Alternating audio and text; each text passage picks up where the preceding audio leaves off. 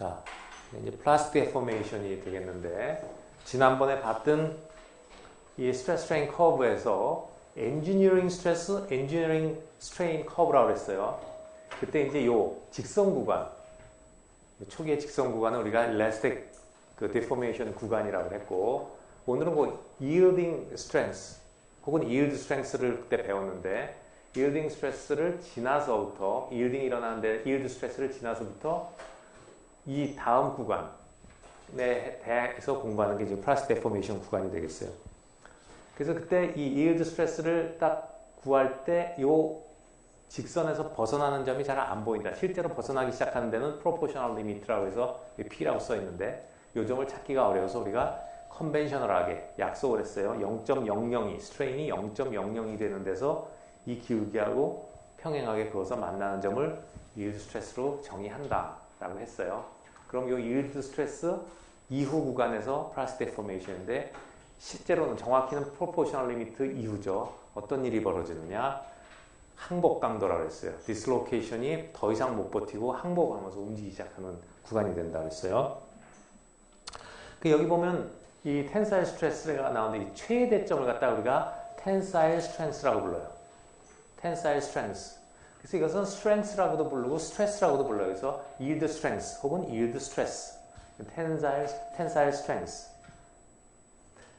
여기 보면 단위가, 이 크기가 대개 우리가 주요 금속들의 이 텐사일 스트렝스가 범위가 50메가파스칼에서 3000메가파스칼. 그러니까 약 수백 메가파스칼 돼요. 그때 이 일라스틱 모듈러스의 크기가 수백 기가파스칼이라고 했죠. 이 기울기가, 그거의 텐사일 스트렝스는 한 1000분의 1 정도 돼요. 그래서 수백 메가 정도에 들어와요. 그 값이 그 정도에 들어온다 하는 거를 알아보고, 요거 중요한 건데, 이 다음 페이지에 그림으로서 보겠지만, 이렇게 이제 여기서 yielding이 일어났죠. yielding이 일어나서 디스로케이션 움직이죠. 여기서부터 플라스틱 데포메이션이 일어나서 쭉 가요. 만약에 이 정도, 어떤 i라는 시점에서 스트레스가 이거보다 더 줘야지 계속 늘어나겠죠. 그래서 시그마 i에서 우리가 스트레스를, 응력을 제거했어요. 자, 여기서 제거하면 어떻게 돼요? 요 일라스틱 그 구간 안에서 응력을 제거하면 다시 원상으로 돌아오겠죠. 스프링 같은 거니까. 근데 여기서는 플라스틱 데포메이션이 일어났어요. 소성 변형이, 디스로케이션이 밖으로 튀어나가 버렸어요. 자, 다시 스트레스를 내려주면 어떻게 될까요? 그러면 변형이 남아있을까요? 안 남아있을까요? 이 컵을 이렇게 따라 내려올까요? 아니죠. 플라스틱 데포메이션, 돌이킬 수 없는 변형이라고 했어요. 성형수술을 했어요, 이미. 그러면 내려오게 될 때 어떻게 내려오느냐. 이 커브하고 이 기울기하고 똑같은 기울기로 내려와서 요만큼은, 원래 이만큼 늘어났던 거에 응력을 제거하면 요만큼은 회복이 돼요. 회복이 가능해요. 이것은 뭐예요? 일라스틱 성분이에요. 그래서 이것은 이거에 비례해서 그 탄성 개수에 비례하는 기울기로 내려와서 요만큼은 회복이 돼요. recoverable해요. 그런데 이만큼은 영구하게 남아요. 그래서 길이가 늘어나 있죠. 왜? yield strength를 넘어서 갔기 때문에 그만큼 남아있는 거예요. 알겠어요? 자, 여기서 또 하나 아주 중요한 개념이 이제 8장에도 나오겠지만, 요만큼이 이제 이렇게 여기서 응력을 제거하면 여기 내려왔죠. 자, 다시 응력을 가해요. 이제 내려온 거예요. 응력을 다시 가면 어떻게 될까요? 이거를 따라 올라가겠죠, 다시. 또 힘을 제거해요. 그럼 다시 내려와요, 여기. 여기 탄성법이기 때문에. 그런데 이 yield strength에 왔어요. 여기에 왔어요. 여기다가 응력을 제거하면 어떻게 될까요? 요 점에 왔어요. 내리면 역시 다시 이 선을 따라 내려와요. 원상으로 돌아와요. 그러면 이것을 계속 변형을 시키기 위해서는 얼만큼을 스트레스를 가해야 되느냐? 여기 이상 가서 다시 가야 돼요. 자, 여기서 굉장히 중요한 우리가 배울 점이 있죠. 시사점이 뭐냐면, 처음에 이 재료는 디스로케이션을 항복시키는데 이만큼이 필요했었죠. 이게 yield strength예요. 그런데 이걸 갖다가 플라스틱 데포메이션 영역까지 스트레스를 가했다가 제거했다가 다시 이것을 응력을 가해서 소성 변형, 그러니까 플라스틱 데포메이션을 일으키려고 하면 이만큼 yield strength가 높아졌죠. 그죠? yield strength가 높아졌다는 얘기는 뭐예요? 재료가 강해졌다는 거예요. 그만큼. 요것이 스트렝스 메커니즘 중에 하나가 들어가요. 그 이유와 이런 것을 배우는 것은 이제 8장인데 오늘은 예비군 훈련 때문에 요 얘기를 좀 하고 넘어갔으면 좋겠지만 여러 사람이 빠졌기 때문에 예비군 훈련으로 오늘 얘기를 안 하고 8장에 가서 다시 혹시 이거 뒤에 나오긴 하니까 그때 가서 얘기를 하도록 할게요. 어차피 오늘 얘기는 하긴 해야 되는데 뒤에 또 나오니까. 그래서 이것을 미세구조 쪽으로 현미경을 통해서 들여다보면은 요 일라스틱 구간에서는 그때 봤지만 원자 간의 간격이 늘어났다가 응력을 제거하면 다시 떨어져서 붙겠죠. 원상으로 돌아와요. 여기는 디스로케이션 아직 움직이지 않았어요. 그런데 yield strength를 지나가게 되면 어떻게 돼요? 여기 보는 것처럼 디스로케이션이 이렇게 빠져나갔죠. 이건 뭐 모식도니까 이렇게 빠져나가서 길이가 늘어나요. 변형이 왔어요. 그 다음에 변형이 온 상태에서도 탄성이 있죠. 여기 요만큼씩 원자가 벌어져 있어요. 여기서 다시 응력을 제거하면 이것은 탄성 때문에 돌아와요. 돌아오지만 이렇게 디스로케이션이 한번 빠져나간 것은 돌아올 수가 없어서 아까 말한 것처럼 이렇게 내렸을 때 이만큼은 탄성으로 돌아오지만 이 나머지 이런 변형들은 여기 플라스틱 데포메이션으로 남게 돼요. 알겠죠? 그래서 지난번에 또 중요하다고 얘기한 게 시그마는 탄성 개수 곱하기 스트레인이다 하는 이 식이 여기서만 쓸 수 있다는 얘기예요. 여기서 쓰면 틀려요. 여기서는 뭘 구하는 거예요? 여기서 시그마는 2 곱하기 입실론이라고 치면 이렇게 하는 거거든요. 이것을 하는 건데 이 기울기가 나오는 건데 요만큼은 그렇게 구할 수 있죠. 여기도 쓸 수 있죠. 시그마는 2 곱하기 2나는 요 탄성에 대해서만 쓸 수 있어요. 이만큼이 있기 때문에 이 점에서 바로 이렇게 쓰면 이 기울기가 나와버리거든요. 이건 안 돼요. 알겠어요? 만약 예를 들어서 요 점에서 있을 때, 요 탄성 범위에서 요만큼의 스트레스를 가했을 때 스트레인이 얼마냐? 그러면 역률을 곱해주면, 역률로 스트레스를 나눠주면 요만큼이 나오죠? 기울기로. 근데 여기 있을 때 변형이 얼마냐? 그걸 갖다가 그냥 역률로 나눠주면은 이게 나오지 이게 안 나온단 말이에요. 플라스틱 데포메이션 생긴 부분을 간과하게 된다. 알겠어요? 그래서 항상 내가 가하는 스트레스가 yield strength를 넘었냐 안 넘었냐를 갖고 먼저 판단을 해서 넘었다면 플라스틱 데포메이션 성분이 있을 것이라는 것을 알고 시작을 해야 돼요. 그래서 시그마는 2 곱하기 입실론이다. 요 식은 탄성 범위에만 쓰는 거예요. 탄성에만. 여러 번 얘기했어요. 그래서 여기 그 yield strength 혹은 yield stress 시그마 y는 그때 말한 것처럼 컨벤셔널하게 0.002에서 잡아서 한다. 대부분 요 정확한 점이 잘 잡히질 않아요. 그래서 그런 식으로 한다.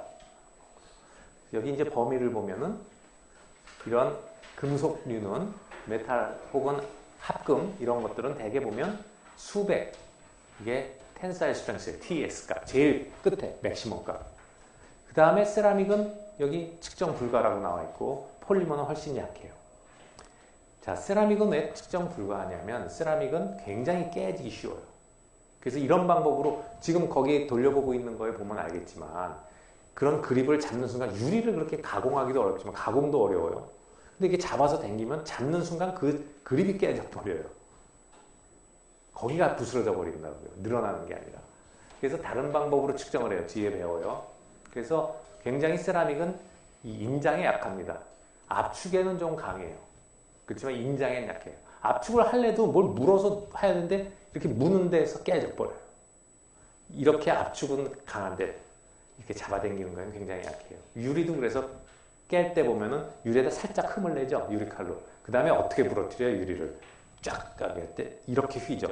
이렇게 휜다는 얘기 뭐예요? 이렇게 금을 내놓고 이쪽 위쪽 표면이 이렇게 하면 인장이 늘어나는 쪽을 잡아당긴 거죠. 쫙 깨져버려요. 세라믹은 브리틀해요.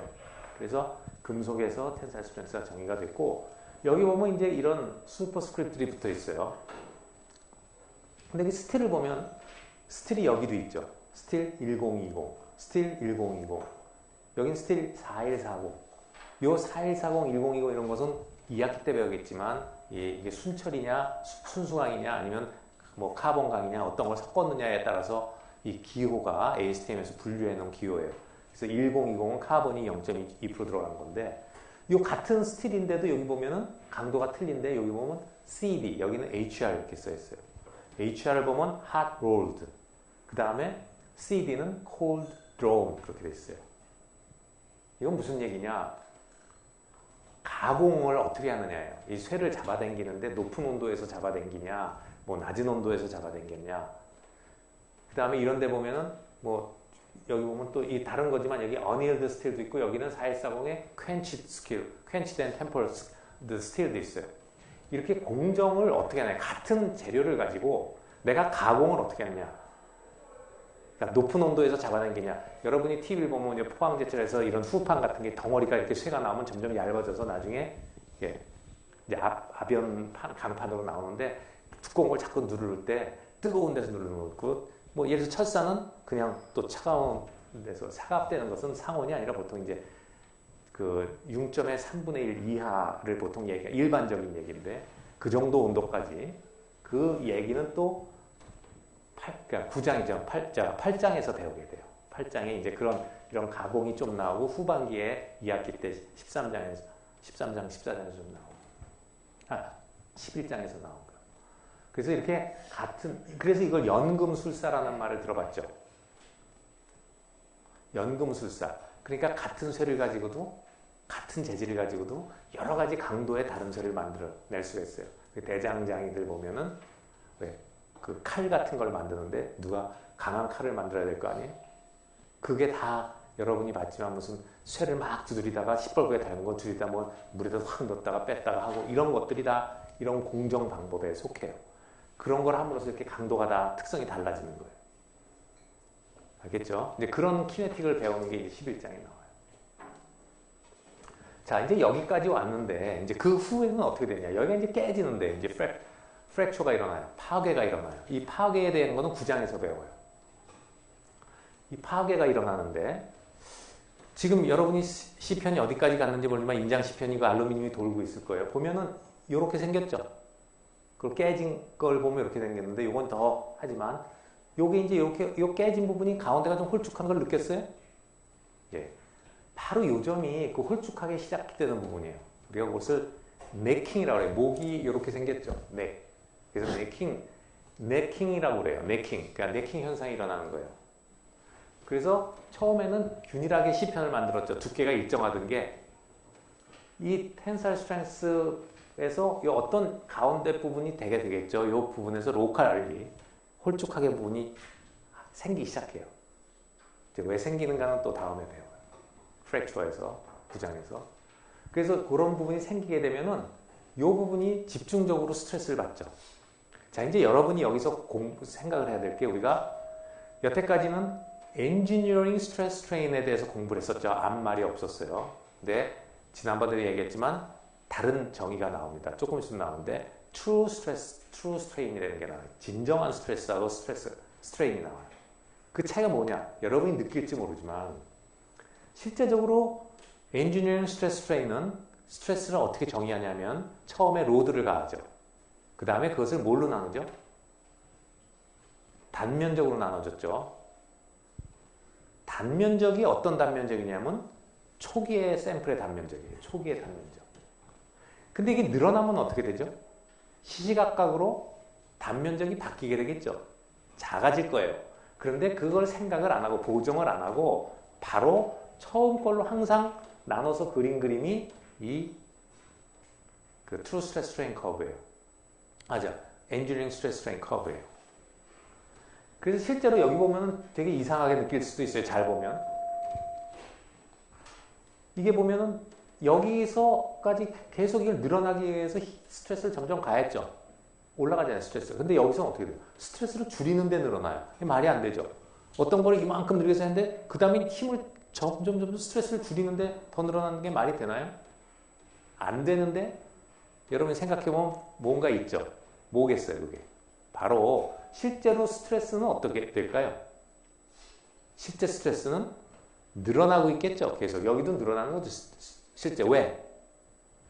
단면적이 줄어들었으니까 스트레스를 여기서 받을 거 아니에요. 여기는 단면적이 점점 줄어드니까 같은 스트레스를 하더라도 단면적이 많이 줄어드니까 어때요? 점점 스트레스가 그 부분에 집중해서 강해지겠죠. 그럼 그 부분에 힘을 받으니까 더 가늘어질 거고 그럼 더 얇아지니까 또 거기가 더 스트레스를 받을 거고 그래서 실제적으로는 이 뒤에 나오지만 트루 스트레스 스트레인 커브는 계속 올라갑니다. 그래서 끊어진 거예요. 그래서 우리가 요점은 상징적으로 가장 맥시멈에 도달할 점은 속에서 어떤 현상이 벌어지냐. 바로 국부적으로 이렇게 균일화된 두께 중에서 어디 하나가, 물론 균일화되는 것도 처음보다는 가늘어졌겠죠. 늘어났으니까. 그런데 그 중에서도 일부분이 이제 네킹이라는 현상이 취약한 부분에서 생깁니다. 가장 약한 부분에서. 그래서 이렇게 생긴 부분이 여기예요. 바로 요점. 그러면 그 다음부터는 요것이 계속 요점이 이런 데가 단면적이 넓으니까 스트레스감이 여기가 제일 심하게 받겠죠. 그러니까 거기가 더 가속해서 늘어나다가 결국은 끊어지게 돼서 여러분이 본 샘플이 이렇게 생겨요. 그래서 미리 그 프랙처 구제한 걸 보면 지금 걸 잘라진 걸 보면은 하나는 이렇게 생겼고 하나는 뾰족하게 생겼죠. 끊어진 단면 봤어요? 이렇게 잘라지지 않았죠. 이게 45도 각도 같이 해서 이렇게 생겼는데 그래서 그것을 컵 앤 콘 프랙처라고 불러요. 그 모양이 컵과 콘처럼 생겼죠.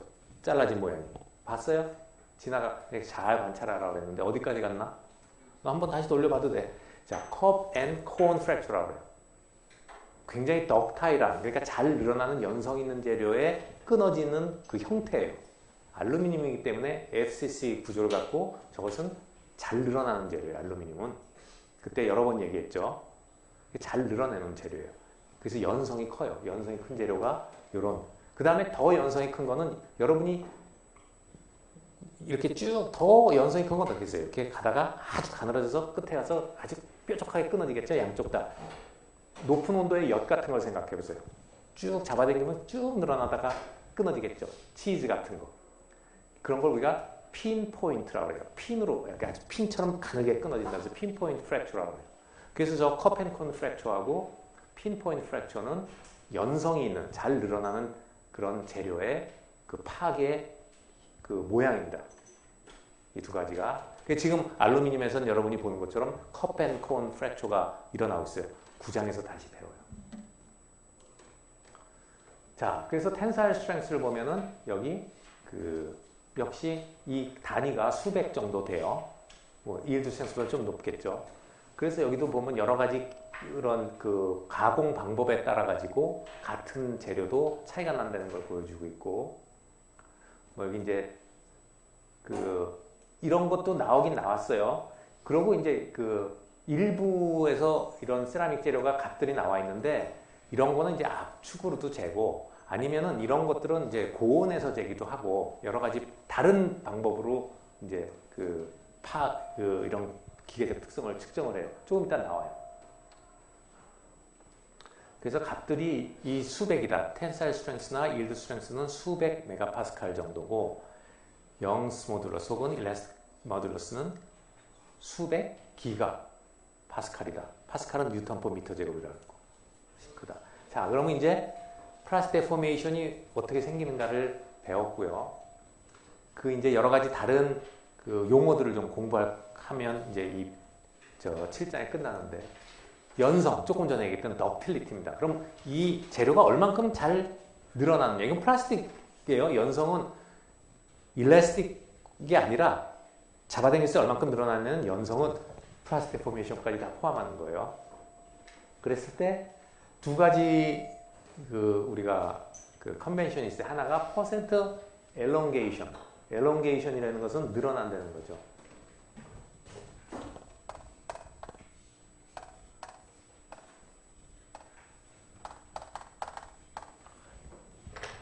퍼센트 엘롱게이션의 약자예요. 퍼센트니까 그때 스트레인은 퍼센트가 아니었죠. 프로포셔널 리미트 0.002 그건 0.2%예요. 근데 그때는 단위가 없었어요. 여기선 퍼센트를 붙여서 얘기해요.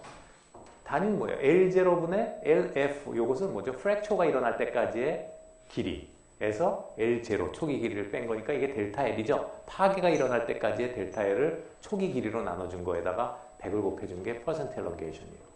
이거 얼만큼 잘 늘어나느냐니까 뭐 끊어질 때까지 얼만큼 가느냐 보면 되겠죠. 어렵지 않아요. 그 다음에 또 하나가 퍼센트 RA. 이것은 reduction of area예요. 단면적이 얼만큼 줄었냐. 두 가지 척도가 있어요. reduction of area. 단면적이 얼만큼 줄었냐.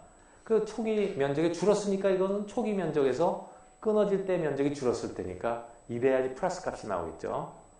이거 쉬워요. 이걸 뭐 모르진 않을 거예요. 그래서 예를 들어서 어떤 재료가 여기서 끊어졌다. 어떤 재료는 여기서 끊어졌다.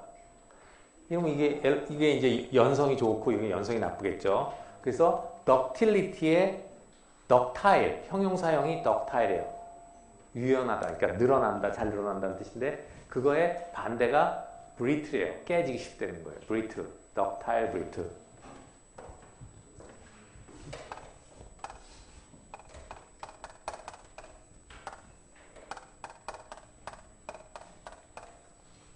요거의 명사형은 저기처럼 ductility라고 그러고 요것의 명사는 brittleness라고 그래요. brittleness, 취성, 취약하다 그러죠. 취약하다, 깨진다는 뜻이에요. 유리 같은 거, 취성. 그래서 보통 연성이 있는 재료다, ductile한 재료다 하는 것은 요 퍼센트 엘론게이션이 5% 이상이 되면 우리가 일반적으로 이건 ductility가 있다, 연성이 있는 재료다 이렇게 얘기를 한다 하는 얘기예요. 자, 그 다음에 여기 브리틀이라는 말이 나왔는데 이래서 이제 브리틀하다, 덕타일하다는 거가 이제 나와 있고요. 같은 재료라도 온도에 따라서 어떤 온도에서 이 테스트를 하냐에 따라 가지고 달라요. 이렇게 생각을 해보세요. 프라이스 데포메이션이 일어난다는 것은 디스로케이션이 움직인다는 것은 원자가 움직이는 거죠. 원자가 움직여야 되잖아요. 그죠? 원자가 움직이는 거 우리가 이동에 대해서 배웠죠. 뭐 확산이든 뭐든 에너지를 받아서 하려면 액티베이션 에너지를 넘어가야 돼요. 근데 그 액티베이션 에너지를 넘어가는 것은 에너지가 필요하잖아요. 그러면 당연히 온도가 낮아지면은 이게 브리틀해져요. 일반적인 재료들이. 이것도 그냥 여기서는 우리가 금속이나 알로이를 생각하고 있지만 여러분이 엿 같은 걸 생각해 보세요. 이렇게 딱딱한 엿을 낮은 온도에서 냉장고에서 꺼낸 걸 잡아당기는 거하고 뭐 한 100도 정도 혹은 뭐 50도 이런 데서 잡아당기는 거하고 달라지겠죠. 같은 엿이라도 그죠? 특성이. 자, 온도가 올라가면은 이렇게 됩니다. 그래서 이제 이런 것들이 문제가 되는 게 있어요. 재료에 이런 차이가 많이 나는 재료들이 있어요. 그리고 아주 급격하게 아까 5%에서 경계가 있었죠. 어떤 재료들은 어떤 온도가 되면 이게 툭 떨어져서 연성이 있던 재료가 브리틀하게 바뀌는 재료가 있어요. 그 우리가 나중에 이제 DBTT라고 Ductile Brittle Transition Temperature라는 게 있어요. DBTT. 그런 특징을 갖는 재료가 어떤 재료는 그렇게 갖고 어떤 재료는 DBTT가 안 나타나는데 그 DBTT, Ductile Brittle Transition Temperature가 있는 재료는 어떤 온도 이하에서는 갑자기 브리틀해져요. 그래서 여러분이 옛날 다른 우리가 교재로 많이 쓰는 바렛 책에 보면 다른 책에도 많이 나오는데 이렇게 큰 배들이 이렇게 블라디보스토크 같은 데서 이렇게 깨진 게 반쪽이 나고 이런 것들이 나오는데 그런 것들이 그 브리틀 프랙처에 거기는 겨울에 굉장히 춥죠. 그러면 온도가 낮기 때문에 쇠가 굉장히 브리틀해져요. 근데 이제 파도가 딱 때리면 그냥 깨져버려요. 반쪽 난 배들이 나오고 그런다고. 이제 프랙처에서 또 배워요. 프랙처에서 그런 걸 파괴하기 위해서 배워요. 어쨌든 온도의 함수가 이런 스트레스 스트레인 커브가 온도의 함수라는 걸 이해하겠죠. 자, 그 다음에 또 용어 나왔어요. resilience.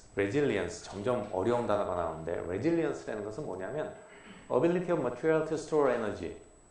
에너지를 얼만큼 이 재료가 흡수할 수 있느냐, 가지고 보유할 수 있느냐 하는 척도예요. 근데 elastic 에너지예요. 즉 스트레스 스트레인 커브에서 요 면적을 얘기해요. 스트레스하고 스트레인 커브에서 요 yield strength까지는 우리가 탄성범위라고 그랬죠. 그 밑에 요 면적이 바로 resilience가 돼요. 그래서 요 resilience는 0에서부터 시그마 y까지 입실론 y까지 여기까지 입실론 y라는 것은 yield strength에 해당하는 strain이에요. 거기까지 그 시그마를 입실론에서 접근하면 되는데 시그마와 입실론 간에는 관계가 있죠. 탄성범위니까 어떤 관계를 쓸 수가 있어요.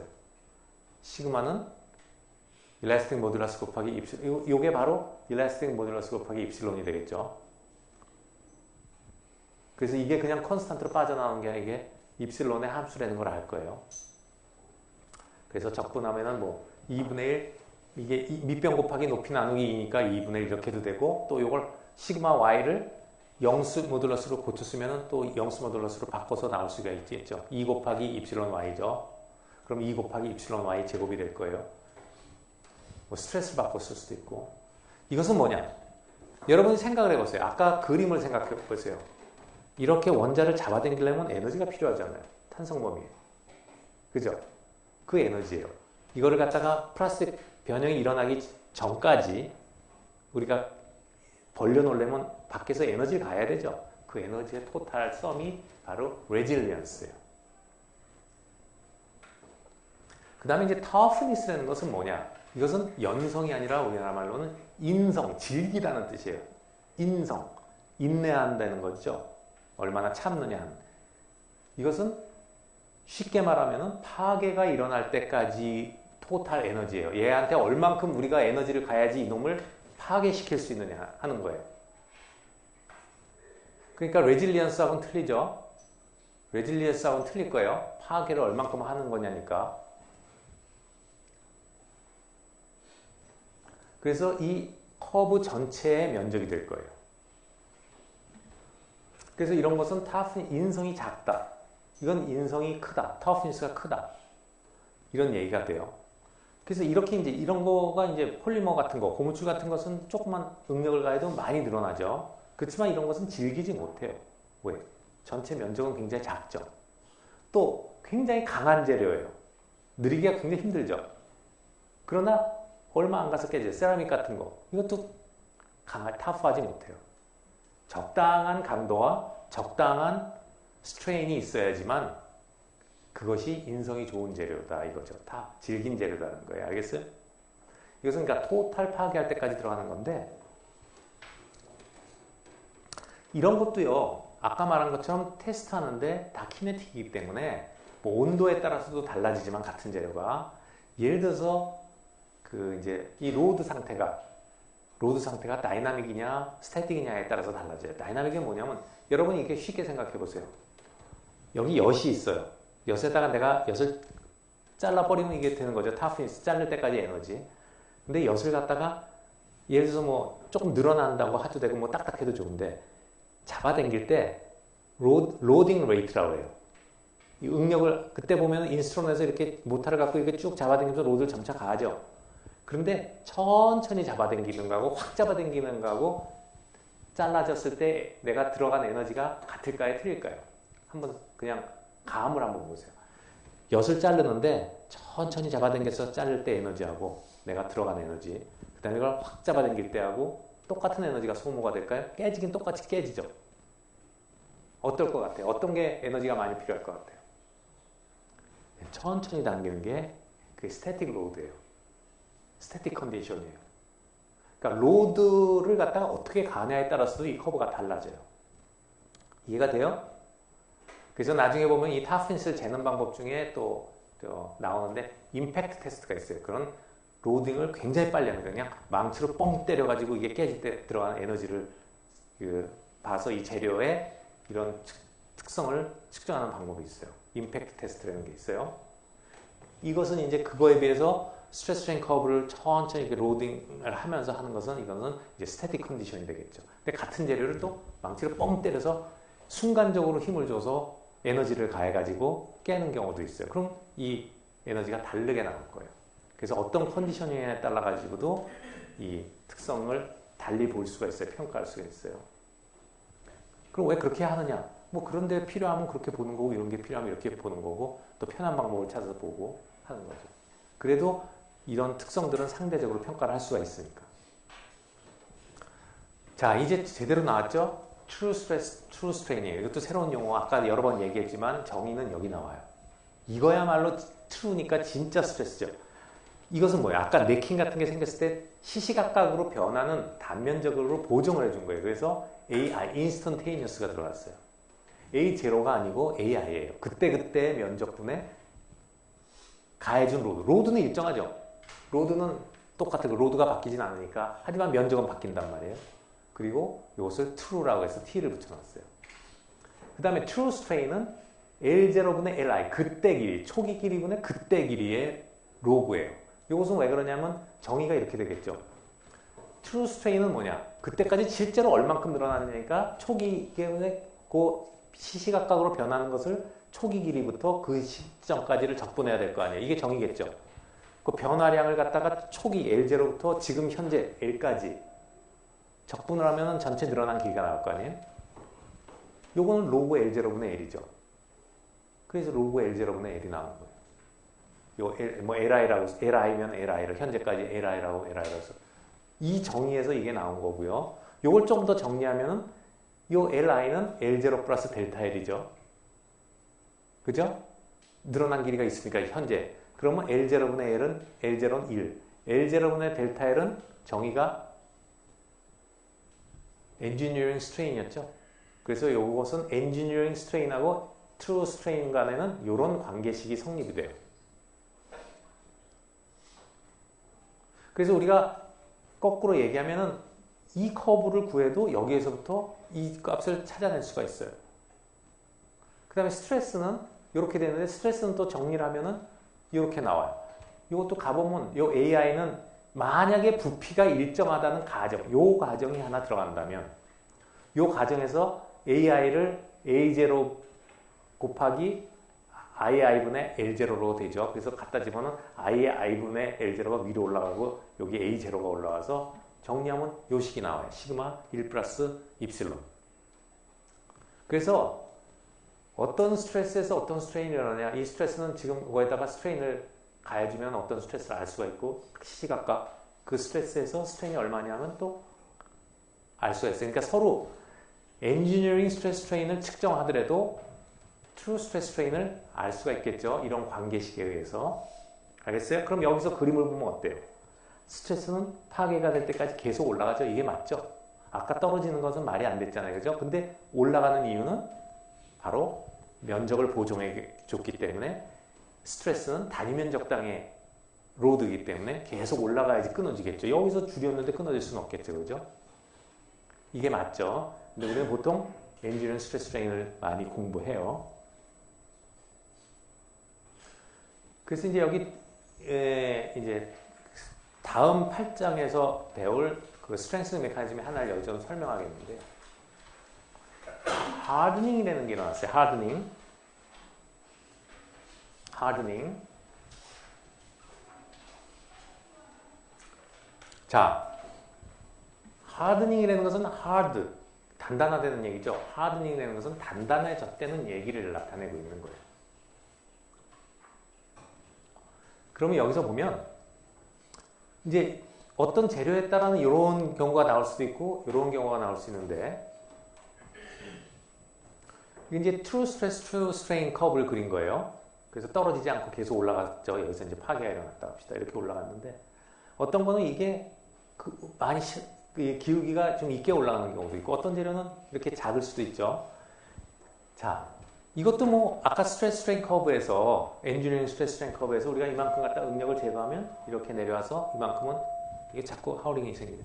이렇게 내리면 일라스틱 스트레인이 있고 이만큼이 플라스틱 스트레인이 남는다고 했죠. 플라스틱 데포메이션이 남는다 이만큼이. 자, 그 다음에 이만큼 생긴 거를 다시 응력을 가하면 여기서부터 다시 이만큼의 재료가 강해졌다고 그랬죠. 자, 이 두 개를 보세요.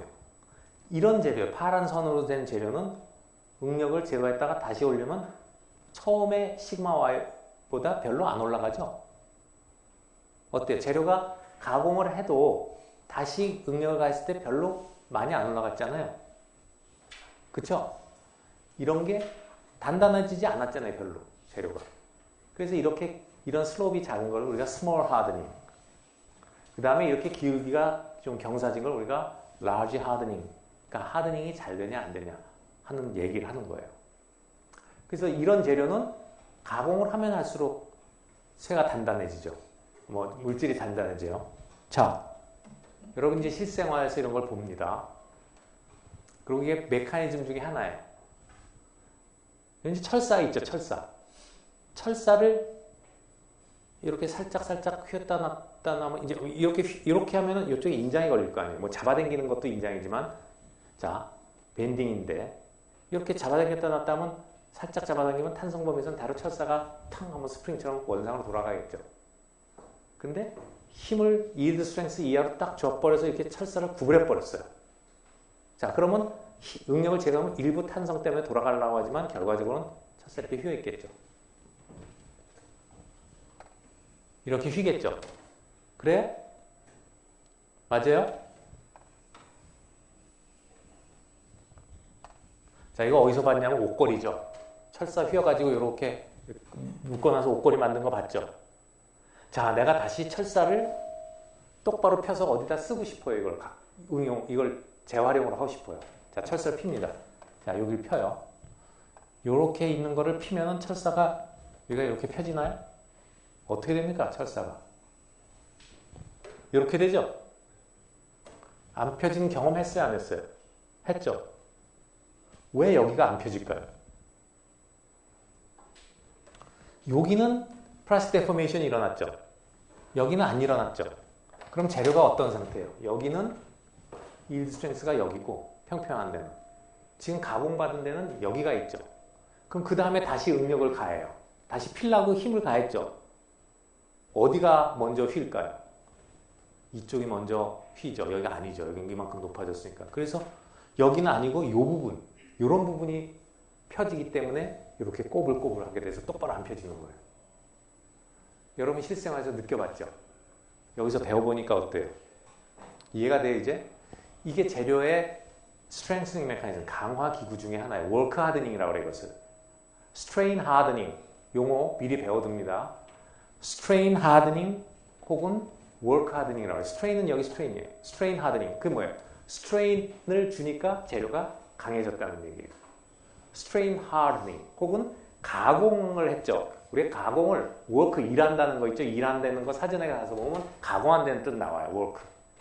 그래서 work hardening 혹은 strain hardening 같은 용어로 쓰이는데 바로 재료를 플라스틱 데포메이션 영역까지 가공을 함으로써 재료가 더 강해지게 하는 걸 얘기해요.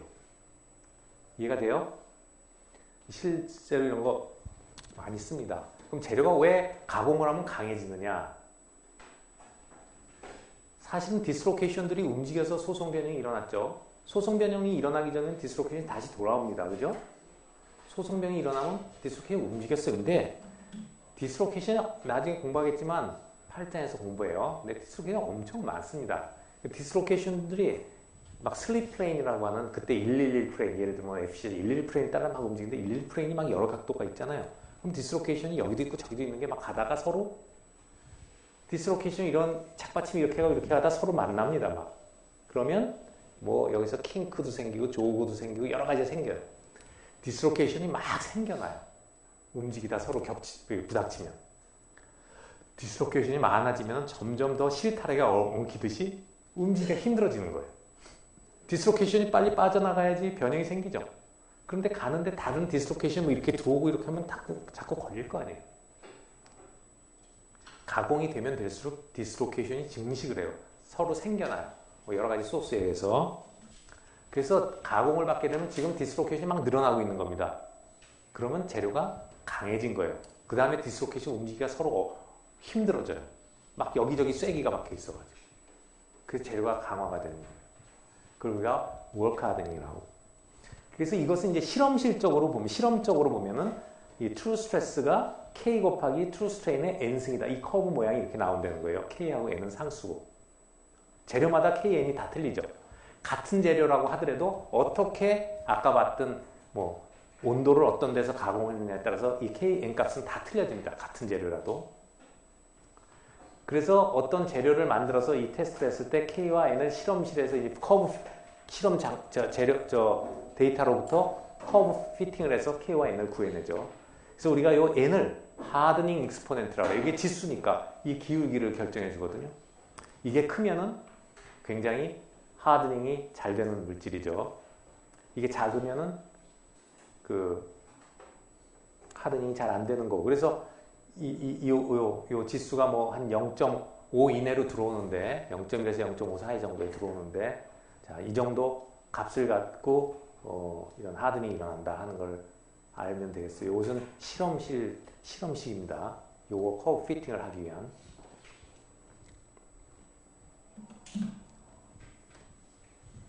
자, 이제까지가 이제 메탈에 대해서, 금속에 대해서 플라스틱 데포메이션 이런 걸 했어요. 자, 여러분 계속해서 반복해서 얘기하지만 잊고 있어서 그런데 우리가 얘기를 안 하고 해서 당연한 거이라 지금 디스로케이션이 움직이고 뭐고 한 것은 다 결정 얘기라고 그랬죠. 근데 많은 사람들이 잊어버려 이걸 얘기를 안 하고 하니까. 그러니까 지금 이 플라스틱 데포메이션이 금속에서 일어나고 디스로케이션 움직이고 다 결정 얘기예요. 그죠? 결정에서 디스로케이션이 있는 거죠.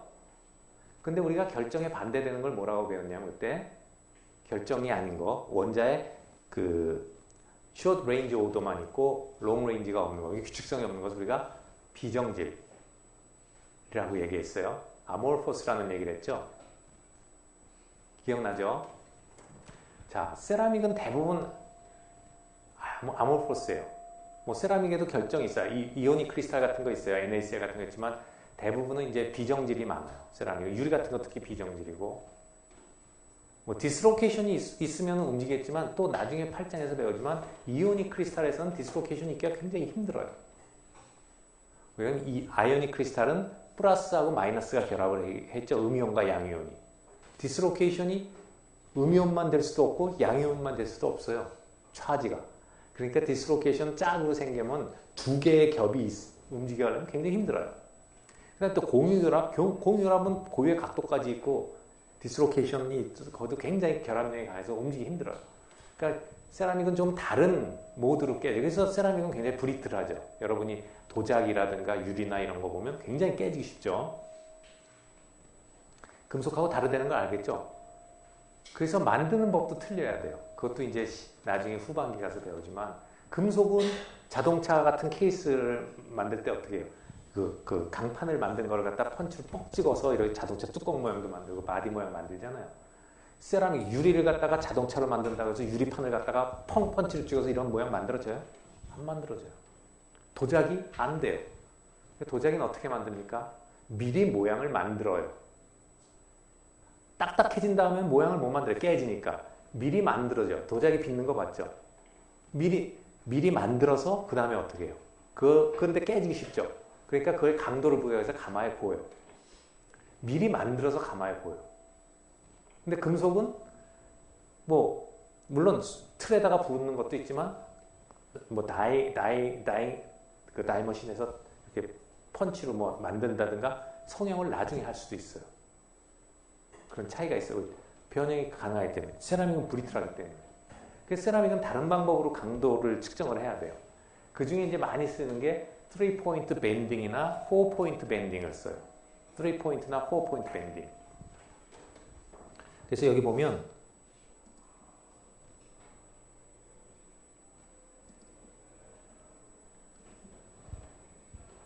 아까도 말했지만 세라믹은 인장 시편 만들기도 어려워요.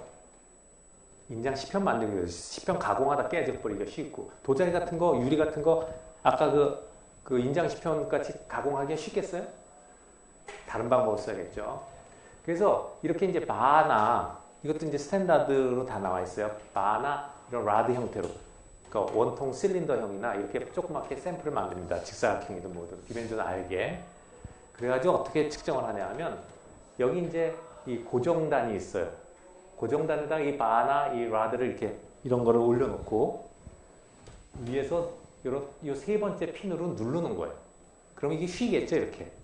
이렇게 휠 거예요. 그래서 밴딩이라고 그래요. 아까 3포인트 밴딩 혹은 4포인트 밴딩 테스트라고 그러는데 그래서 이렇게 휘게 되면은 이 재료가 얼만큼 강하냐 아냐 스티프하냐 아냐에 따라 가지고 같은 힘을 가했을 때 로드예요. 로드를 가했을 때 이 휘는 여기 휘겠죠. 이게 휘는 이 길이가 달라지겠죠. 좀 약한 건 이렇게 휠 거고 강한 건 잘 아닐 거 아니에요. 그래서 이 휜 간격을 측정합니다. 알겠어요? 예. 그래가지고 이게 3포인트 밴딩인데 왜 3포인트냐 하면 여기 1포인트, 2포인트, 3포인트예요. 그래서 이건 굉장히 강한 재료를 써야 돼요. 이게 변형을 하면 안 되니까 강한 재료를 써요. 그래서 이렇게 측정을 합니다. 그러면 이 디멘전에 따라서 뒤에 나온 것처럼 이제 환산표를 보고 우리가 이제 이렇게 힘을 가하는 거에 따라서 이 슬롭이 나오니까 이 이제 슬로프에다가 이게 슬로프고요. 슬로프에다가 아까 길이 3승에 뭐 4합이 요 직사각형은 길이와 단면적이 폭 있죠. 이런 수식을 집어넣으면은 요 해당하는 여기에 일라스틱 모듈러스가 나와요. 이런 방법으로 측정합니다. 안 되기 때문에 인장시편이. 그 다음에 이제 fractional strength. fractional strength는 이게 깨질 때까지, 요 깨질 때. 요 깨질 때 스트레스가 얼마냐? 요 깨지는 스트레스를 구하는 거예요. 얼마까지 이놈이 견디느냐? 요 앞에서는 그 모듈러스니까 요 슬로프를 얘기하는 거고요. 일라스틱 모듈러스는 요 슬로프이고, 요것은 이 재료에 얼마만큼 응력이 가하면 깨지느냐 하는 거를 구하는 거예요. 그래서 그 깨지는 강도를 fractional strength래요. fractional strength는 요 fail이 일어나는 건데, 요 식에서 요 로드 맥시멈에다 L 곱하기 1.5에서 BD, 뭐 렉탱글, 그러니까 직사각형의 단면적을 갖는 바일 때, 원형의 단면적을 갖는 바일 때는 이런 식으로 해서 구해낸다. 그러니까 이런 방법으로 이 재료의 특성을 평가한다는 얘기예요. 그 4포인트 밴딩 아까 얘기를 했는데 3포인트 하지만 4포인트는 여기 고정단이 2개가 있고 여기 바로 올려놓고 위에서 2군데서 눌러줘요. 그럼 하나, 둘, 셋, 4개죠. 그 4포인트 밴딩은 이렇게 4군데서 포인트가 있어요. 그리고 이것을 상온에서도 하지만 세라믹의 특징이 금속에 대비해서 세라믹의 장점이 뭐냐면 융점이 높다. 아이오닉 크리스탈이나 결합에서 배웠죠. 융점이 높아요. 공유결합이라. 그래서 대개 이런 세라믹들이 구조적으로 힘을 받는 데가 이제 고온에서 쓰는 경우가 많기 때문에 이런 자체 테스트를 고온에서 합니다. 고온에서 하면은 이런 재료도 그러니까 포항 제철 같은 데서 쓰는 그 로에 내화에 용광로 속에 들어가는 내화 재료, 내화 벽돌들. 용광로 속에 들어가면 다 벽돌들이 들어가 있어요. 그런 것들은 굉장히 높은 온도에서 견뎌야 되니까, 왜 녹는 온도가 높으니까 1000몇백 도 막 견뎌야 되니까 그런 데서 이제 기계적으로도 이놈이 강해야 되잖아요. 그래서 고온에서 이런 테스트를 하고 합니다. 그러니까 고온에서도 가능합니다. 이런 것들이. 그 다음에 하나 예를 들면은 금속도 고온에서는 이제 다른 아까 디스로케이션만 움직여서 변형이 일어나는 건 아니에요. 우리가 여태까지 배웠던 건 변형을 주는 게 디스로케이션 움직인다 하지만 변형을 일으키는 게 뭐 그때도 말했지만 이제 트윈 바운더리 같은 거 있죠. 갑자기 한쪽이 무너져 내린 거 트윈 배웠어요. 결함에서 배웠죠. 그것은 디퓨전리스예요. 그냥 갑자기 힘을 가해서 톡 하고 디퓨전이 관여 안 하는 거예요. 지금 여기 다 디퓨전이 관여되어 있어요. 원자들이 이동하기 때문에. 거기도 원자가 이동하지만 이 액티베이션 배리어를 넘어가는 게 아니라 thermally activated process가 아니라 순간적으로 움직이는 거예요. 근데 그런 거 말고도 금속은 여태까지 이런 철사줄이나 뭐 이런 것들은 다 다결정이에요. 단결정 금속은 없어요. 구하기 어려워요. 없을 거예요. 다결정들이면 다결정의 결함이 뭐가 배웠죠? 우리가 grain boundary가 있었죠. 세라믹들도 다결정은 있어요. 대개 이제 낮은 온도에서는 디스로케이션은 온도가 높아지면은 이 grain boundary sliding이라고 합니다. 슬라이딩. 그러니까 그레인이 다결정들이 이렇게 있는데 그레인 바운더리가 에너지적으로 높고 좀 취약한 부분이었죠. 온도가 높으니까 그런 데서 이렇게 미끄러져요. 그래서 모양이 바뀌는 것도 있어요. 그 변형을 갖고 오는 것은 다가 디스로케이션이 다가 아니지만 우리가 지금 배우는 가장 중요한 게 그리고 우리가 또 구조 재료에서는 금속이 그만큼 중요하거든요. 금속 중에서도 철강 재료, 비철 재료보다는 철을 제외한 나머지를 비철 재료를 알루미늄이라든가 구리라든가 뭐 텅스텐이라든가 타이타늄 이런 거. 근데 대개 보면은 뭘 써요? 구조 재료로 쇠를 쓰지 않아요. 강을 쓰죠. 그죠? 그래서 이게 굉장히 중요한 거예요. 거기는 다 디스로케이션이에요. 대부분 마르텐사이트 뭐 이런 것도 있지만 어쨌든 디스로케이션이 움직여서 변형을 일으킨다. 소성 변형을 가져온다는 것까지는 여러분이 반드시 알아야 돼. 지금 현재 단계에서는. 그래서 세라믹의 경우에는 이런 방법으로 측정을 한다. 자, 그런데 지금 여러분이 이런 기계적 강도에 대해서 공부를 하고 있지만 뭐 지금 4포인트 밴딩이든 뭐건 그 표면을 만들고 이렇게 샘플을 잘라내고 이런 게 얼마나 번거롭겠어요. 그죠? 인장시편 다 깎아내가지고 거의 다 물어서 테스트하고 좀 더 간편하게 볼 수 있는 게 없느냐. 내가 뭘 만들었는데 좀 간편하게 볼 수 있는 게 없느냐. 그래서 여기 hardness 테스트가 있어요. hardness. 경도예요. 경도. 경도. 질문 있어요? 경도예요. 그래서 이거의 장점 뭐냐? 아주 간단하고 돈이 덜 들어요. 그리고 non-destructive. 그러니까 파괴하는 게 아니에요. 지금 인장시표는 만들어서 가공해서 파괴해버리죠. 이거는 그렇지 않아요. 간단하게 측정을 하는 거예요. 재료의 기계적 특성을. 그래서 여러 가지 이제 방법은 바로 소개해드릴게요. 인덴터라는 게 있어요. 인덴터의 재질이나 모양이나 뭐 하중 범위에 따라서 Rockwell hardness, Brinell hardness, Knoop 혹은 Vickers hardness 이런 여러 가지의 측정 방법이 있어요. 자, 이거는 인덴터 따라서 달라집니다. 인덴터. Rockwell. 우리도 지금 우리 과에 다 구비가 됐어요. Brinell hardness. Knoop. 이건 Knoop라고 읽어요. 큰 우프가 아니라 Knoop. Knoop.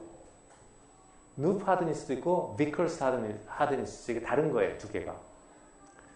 요거는 이제 굉장히 아주 뭐 하중이 작은 거예요. 조그만 하중을 줘서 테스트하는 거고 이런 거는 비교적 큰 거고 또 요거는 인덴터가 이제 다이아몬드로 피라미드식의 다이아몬드로 되어 있고 자 인덴터가 뭔지를 알아야지 이게 궁금증이 풀릴 테니까 봅시다. 이건 뭐냐면요. 어떤 재료가 있어요. 어떤 재료에다가 무지 강한 인덴터 강한 재료를 갖고 꾹 눌러주는 거예요. 그러면 흠집이 생기겠죠. 이 재료보다 강한 걸 갖고 이런 데다가 뭘로 꽉 눌러주는 거예요, 한번. 근데 내가 하중을 알고 눌러요. 꽉 눌러주면은 흠집이 생기겠죠. 그 흠의 깊이가 눌러준 거하고 하중을 할 때 흠의 깊이는 재료가 얼만큼 강하냐에 따라서 들어가는 깊이가 틀릴 거 아니에요. 그거를 측정해서 기계적 강도를 간단하게 재는 방법이에요. 그러니까 표면에 흠집만 내면 되죠. 푹 눌러주면 돼요. 그래서 요 인덴터, 요걸 누르는 재료는 굉장히 강해야겠죠. 이 밑에 재질보다 강하지 않으면 지가 찌그러들 거 아니에요. 그죠? 그래서 이 인덴터는 굉장히 강한 재질 쓰고요. 이 재료의 모양이라든가 여기 가해주는 하중 이런 거에 따라 가지고 아까 말한 Rockwell, Brinell, Knoop, Vickers 이런 것들이 달라지는 거예요. 그 여러분이 아는 것도 있어요. 여러분도 이런 거 알죠? 뭐 다이아몬드가 제일 강하다. 그래서 경도 10, 경도 그런 거 배웠죠. 10이다. 규사, 실리콘, 뭐 카바이드 이런 거는 여기 뭐 10의 9, 그러니까 9다. 경도가. 그래서 제일 무는 건 플라스틱이다. 해서 1부터 10까지 척도로 나타나는 경도계도 있어요. 경도를 나타내는 방법 중에. 그런데 이런 방법들은 그거보다는 훨씬 더 정량적으로 나와요. 그래서 락헬은 보면은 여기 뭐 이런 마이너 로드가 10kg, 그다음 로드의 범위가 60kg, 100kg, 150kg. 그다음에 재질은 다이아몬드라든가 무슨 다른 볼들 이렇게 써요. 그래서 이런 100kg의 하중을 이런 B 타입의 볼로 눌렀다 하면은 보통 하드니스기 때문에 이 우리가 기호로 나타내는 HR 써요. HR. 하드니스, 락헬로젠 하드니스다. HR, 그 다음에 B, 그러면 B라는 인덴터를 썼다. HRB, 그래서 60 무슨 HRB, 그러면 B라는 인덴터로 이 락헬 하드니스를 했더니 경도가 60이 나왔다. 이런 얘기예요. 60 HRB 그러면. 알겠어요?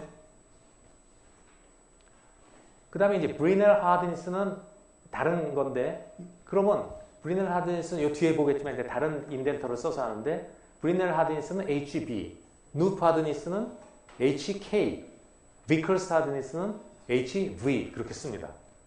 뭐 어떤 인덴터를 썼느냐 해서 H는 앞에 건 하드니스라는 얘기고 뒤에 거는 뭘로 측정해내는 거예요. R, B. 근데 누프 하드니스 발음은 누비지만 스펠링은 K이기 때문에 HK로 써요. 근데 이게 이렇게만 하면 재미가 없죠. 이 하드니스하고 이런 하드니스하고 아까 엔지니어링 스트레스 스트레인 커브 사이에는 관계식이 있는 거예요. 그러니까 이걸로 간단하게 보더라도 그 시편을 만들어서 일일이 측정을 스트레스 스트레인 커브를 그리지 않더라도 이 수치를 알면은 이 보정 환산표를 가지고 기계적 성질을 유추해낼 수가 있다는 거죠. 그러니까 간편한 방법이겠죠. 알겠어요? 근데 여러분 이건 알아요. HB 어디서 많이 들어봤죠? 여러분 이미 알고 있어요. HB. 그렇죠. 샤프심에 나오잖아요. 그게 흑연의 강도예요. HB가 브리넬 하드니스 강도예요. 그 샤프 연필 심의 강도. 그래서 이게 번호가 크면은 딱딱할 겁니다. 강하고 부러지기 쉽고. 그 대신 부러지기 쉽죠. 그림 그리는 것은 좀 작을 거고. 그 HB예요. 그게 여러분이 이미 알고 있었어요. 브리넬 하드니스. 그래서 여기 보면 여러 가지 인덴터 모양이나에 따라서 이걸 뭐 다 할 건 없고 요 비컬스하고 누프 하드니스는 요 모양이 다이아몬드 재질을 써 다이아몬드 피라미드라고도 부르는데 방법을 피라미드 타입의 이게 구슬 형태가 아니라 피라미드 알죠? 이렇게 사각뿔 같이 생긴 거 이런 걸 쓰는 거고 이건 하중이 굉장히 작아요. 그러니까 마이크로 하드니스 같이 이렇게 조그맣게 찍어서 하는 거예요. 이제 우리 과에 이제 이런 하드니스를 측정하는 걸 연구하는 분도 이제 하나의 분야로 있어요. 장재일 교수 같은 경우는 이게 이제 이런 금속만 하는 게 아니라 요새는 반도체도 해요. 반도체 그 방막을 재요. 그러니까 굉장히 얇은 막의 강도를 재야 돼요. 깨질 수도 있고 하니까. 그러면 굉장히 작은 걸로 하중을 약하게 줘가지고 흠집을 현미경으로 보고 그 강도를 한다고요. 그러니까 이렇게 큰 덩어리만 있는 게 아니라 요새는 뭐 나노, 방막 이런 거에서도 이런 걸 해요. 나노 인덴터라고 그래요. 그래서 부르기를 나노 인덴터.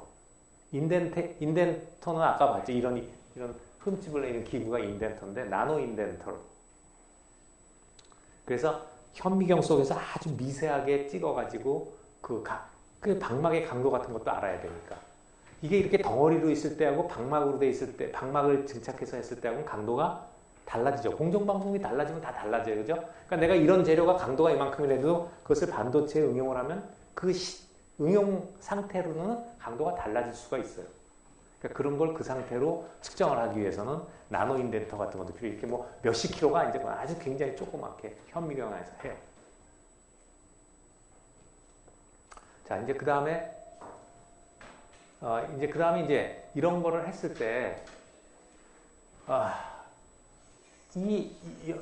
이런 기계적 특성을 재면은요, 이게 좀 스캐터링 돼서 나와요, 데이터가. 왜 그러냐면 흠집에 굉장히 예민합니다. 특히 세라믹은.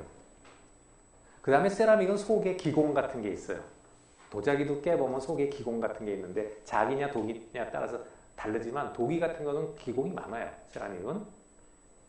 여러분이 그래서 우리가 그건 뭐죠? 항아리가 숨 쉰다고 하잖아요. 왜 숨 쉬겠어요? 속에 기공들이 있기 때문에 통기성이 있기 때문에 숨을 쉰다고 하잖아요. 자, 그래서 이런 기공들이 있으면 속에 기공들이 있으면 그것도 이제 프랙처에서 부장에서 배우지만 그것 때문에 강도가 많이 틀어집니다. 그래서 이런 걸 하면은 통계적 처리를 해야 돼요. 어떤 재료 하나를 갖다가 해보고 이렇다고 믿으면 안 돼요. 그래서 여러 가지 샘플을 여러 번 해서 평균해서 내면 되죠. 이것은 평균값을 보면 돼요. 그 다음에 스탠다드 데비에이션 알죠? 얼만큼 표준 편차가 있느냐. 이런 공식에 대해서 봐서 그래서 여러 가지 데이터를 종합을 해서 평균값을 내가지고 그 물성을 파악을 해야지 안전하죠. 왜 그러냐면 구조재료라는 것은 구조물에 들어가요. 예를 들어서 다리를 짓는 교량의 다리 이런 데다가 구조물이 들어가는데 그거를 갖다 강도가 이만큼 나올 거라고 계산을 해서 만들었는데 하필 또 그 재료가 뭐 흠이 있다든가 기공이 많아서 깨져버리면 다리가 무너지는 거 아니에요. 그럼 사람이 죽잖아요. 그러니까 안전하게 고려를 하기 위해서 이렇게 통계도 내고 또 세이프티 팩터가 들어가요. 실제로 응용할 때는. 그래서 여기 보는 것처럼 어떤 재료의 yield strength다. yield strength를 갖고 그거가 거기서 얘가 휘거나 변형이 일어나니까 yield strength까지는 내가 써도 되겠다라고 생각하면은 위험하다는 거죠. 그래서 내가 실제로 쓸 수 있는 하중은 yield strength보다는 작아야 될 거예요. 그걸 얼만큼 나눠주느냐가 이게 safety factor예요. 그래서 아주 크리티컬한 거. 정말 이것은 위험하니까 안전해야 된다. 사람의 목숨이 달릴 때 하면 이거 커지겠죠, 이게. 세이프티 팩터를 디자인할 때. 그쵸? 그래서 그 yield strength만큼 못 쓰는 거죠. 실제로는 가해주는 응력은 훨씬 작게 가야 되는 거죠. 위험하니까. 알겠어요? 이게 마지막 페이지라 안 올라가나?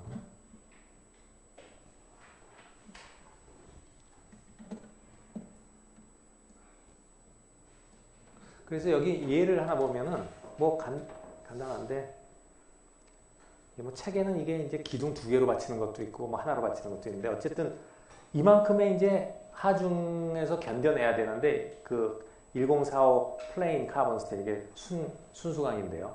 이건 탄소만 들어가는 거예요. 여기에 그 yield strength가 310 보죠. yield strength 100대 나왔죠. 수백 300 메가파스칼. TS도 이래요. 그럼 이게 이럴 때 이만큼의 하중이 걸리게 하려면 이 기둥의 단면적을 얼마로 설계를 해야 되느냐. 이건 뭐 식에다 넣으면 될 거 아니에요. 그죠? 그런데 세이프티 팩터를 5로 썼어요. 그럼 이거에 5로 나눠준 값이 워킹이고 그거를 이만큼의 하중에서 견뎌야 되니까 단면적은 파이 뭐 이게 직경이니까 직경은 얼마냐니까 반경으로 해 파이 r제곱이니까 4분의 제곱 D를 구하면 나오겠어요. 그래서 이런 세이프티를 고려해서 설계를 합니다. 알겠어요? 그 다음에 지난번에 그 누가 질문했는데 왜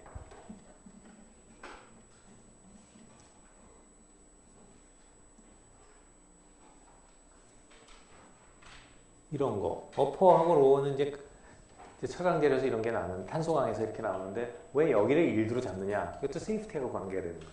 세이프티하고 여기를 잡아놓으면 이런 데서 파괴가 일어날 수 있잖아요. 그러니까 여기서 변형이 일어나죠.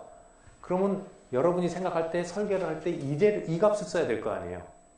여기서 잘못 잡으면 여기서 알고 여기에 뭐 세이프티 팩터에서 이만큼 하면 이거 문제 생기죠. 이런 세이프티 이슈가 있기 때문에 탄소강 쓸 때 보통 이런 뭐 탄소강이나 이런 일드 포인트가 어퍼가 나타나는 재료들은 보통 일반적으로는 이것도 쓸 때가 있어요. 하지만 이 로어 일드 포인트를 일드 스트렝스를 잡아줘요. 세이프티 이거 써야 되니까 그러면 이 밑에서 사용을 해야 될 거 아니에요, 그죠? 그런 이슈도 있어요. 지난번에 누가 수업이 끝나고 질문해서 지금 생각이 나서 자 이렇게 돼서 지금 그 7장을 끝냈습니다. 자, 오늘은 수업을 여기까지 하고 다음 시간에는 8장 들어가도록 하겠습니다.